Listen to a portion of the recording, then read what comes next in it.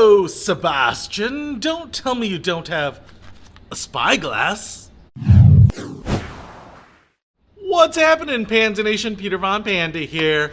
I'm not British and I'm not steampunk, but I did pick up a spyglass because I always wanted to see if these things would work. You know, one of the famous telescope scenes, well, there's a couple of them that I can think of, from movies that always intrigued me were the one in Dances with Wolves where Kevin Costner shows the Native Americans like the buffalo through the telescope and they're like freaking out about it, which is cool. And then I also liked where Morgan Freeman in Robin Hood showed Kevin Costner kind of that rudimentary telescope.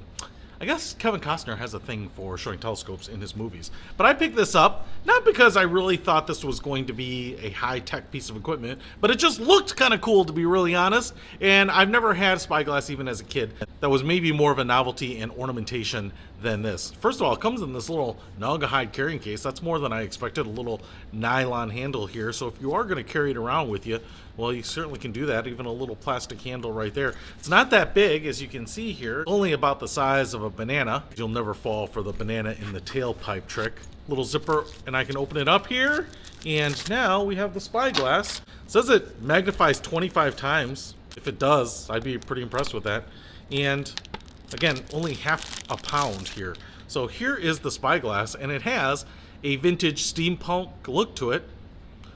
25 by 30 millimeter printed right there. It has this, I think it's anodized aluminum, so it has this gold brass look, which gives it a great little old-timey feel. We also have this fake leather wrap right there, so that's kind of nice too. Some knurling on the back edge of this ring, and then you can see the eyepiece right here. We can start seeing right through there, and then the 30 millimeter end piece right there. Now it's in its compact form, so if I pull this sucker out, ooh, look at that. So we have 4 pieces here where it extends out. Now, the question is, does this sucker work? Let's take a peek.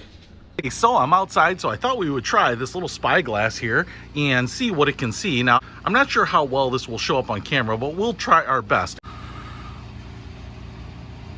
Now, I will say it does work, and in terms of the magnification, you can see the kids playing way over there. It's actually pretty impressive. So the big problem to me is that it magnifies, but it looks pretty sharp there. But what I've actually had to do here is this little ring that's knurled is actually to take this bottom part off. So if I unscrew this bottom part here, it'll completely come off. But what it does have is about a 1/4 inch of threading right there. So you can move it a little bit. And what I've noticed is that if I move it out just about 1/8 of an inch on mine, I can kind of get things in pretty good focus. So that is actually pretty impressive to me. Now, I have not figured out another way to do the adjustment here on focus. So that is the only way. And I think the way they manufacture this, it's pretty darn close. But if I tighten it back down here all the way, and then we look through it again, what you'll notice is that the focus is not great.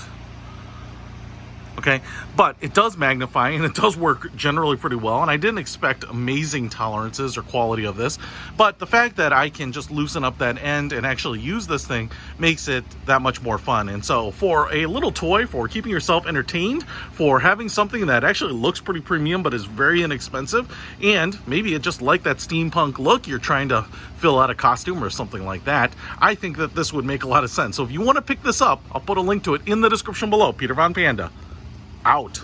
And then the 30 miller